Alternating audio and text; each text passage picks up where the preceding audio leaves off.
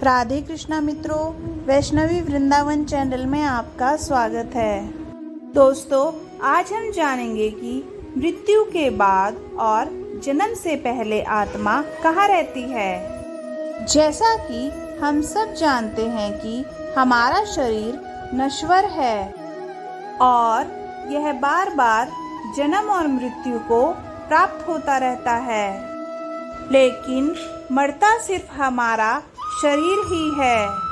इसके अंदर रहने वाली आत्मा को कुछ नहीं होता।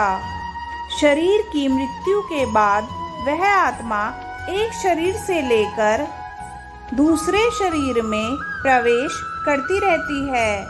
लेकिन आज हम जानेंगे कि मनुष्य की मृत्यु के बाद और जन्म से पहले आत्मा कहाँ रहती है, जिसका वर्णन गरुड़ पुराण में दिया गया है। गरुड़ पुराण में बताया गया है कि जैसे ही एक आत्मा अपने शरीर का त्याग करती है तो उस आत्मा को परलोक ले जाने के लिए यम के दूत पहले से ही वहाँ मौजूद होते हैं। जिस व्यक्ति ने अच्छे कर्म किए हुए हों, उस व्यक्ति की आत्मा बड़ी ही आसानी से उन यमदूतों के साथ चल देती है।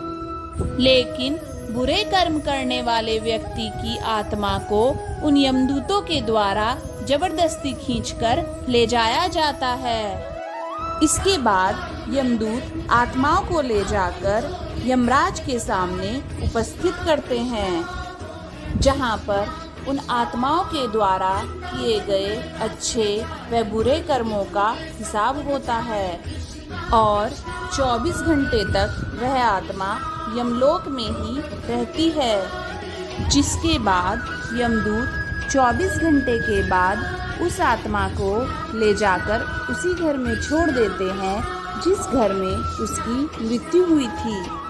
इसके बाद वह आत्मा 13 दिनों तक अपने घर में ही रहती है और फिर 13 दिनों के बाद अंतिम संस्कार से जुड़ी सभी क्रियाएं पूरी होने के बाद यमदूत उस आत्मा को फिर से लेने के लिए आ जाते हैं और उन्हें अपने साथ यमलोक की यात्रा पर ले जाते हैं, जहां उन्हें यमलोक तक पहुंचने वाले मार्ग में अनेक यातनाएं सहनी पड़ती हैं। अगर मरने वाले की आत्मा पुण्य आत्मा है तो वह बहुत ही आसानी से यमलोक के रास्ते को पार कर जाती है और अगर कोई पापी आत्मा है तो उन्हें बहुत अधिक कष्टों का सामना करना पड़ता है, जिसमें यमलोक के रास्ते में वैतरणी नदी भी आती है।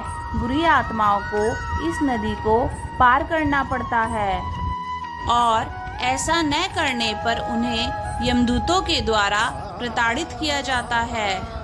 नदी पार करने के बाद जब आत्मा यमलोक में पहुंचती है, अब आत्मा को यमराज की सभा में उपस्थित किया जाता है, जहां उनकी सभा में एक से एक ज्ञानी और विद्वान मौजूद रहते हैं। तब धर्मराज उन आत्माओं के द्वारा किए गए कर्मों के अनुसार वहां उपस्थित ज्ञानी और विद्वानों की सहमति से उन्हें स्वर्ग या नरक लोक में भेज दिया जाता है। कुछ आत्मा ऐसी भी होती हैं जो मोक्ष के योग्य होती हैं, उन्हें विष्णु लोक में भेज दिया जाता है।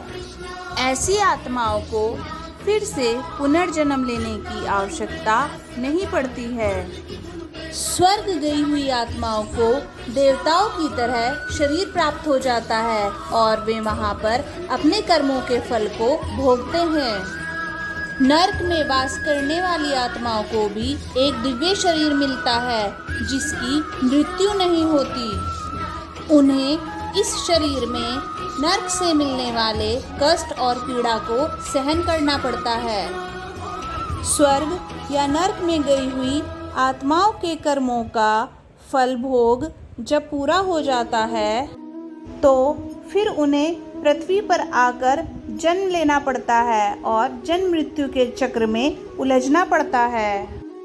स्वर्ग में गई हुई आत्माएं फिर से मनुष्य योनि में जन्म लेती हैं और अपने कर्म करने लगती हैं। नरक में रहने वाली आत्मा अपने कर्मों का फल भोग कर फिर से पृथ्वी पर पशु, पक्षी, पेड़, पौधे और 84 लाख योनियों में जन्म लेती हैं। 84 लाख योनियों में भटकने के बाद उन्हें मानव शरीर प्राप्त होता है। फिर भी आज के लोग धर्म के कार्यों को छोड़कर गलत राह पर चलते हैं। दोस्तों, यह मानव शरीर बहुत ही कठिनाइयों से मिलता है, इसलिए अपने कर्तव्यों को निभाने के साथ साथ प्रभु भजन करना भी ज़रूरी है। दोस्तों, अगर आपको यह वीडियो अच्छी लगी तो वीडियो को लाइक कीजिए, चैनल को सब्सक्राइब कीजिए और कमेंट बॉक्स में राधा कृष्णा लिखिए। जय श्री राधे कृष्णा।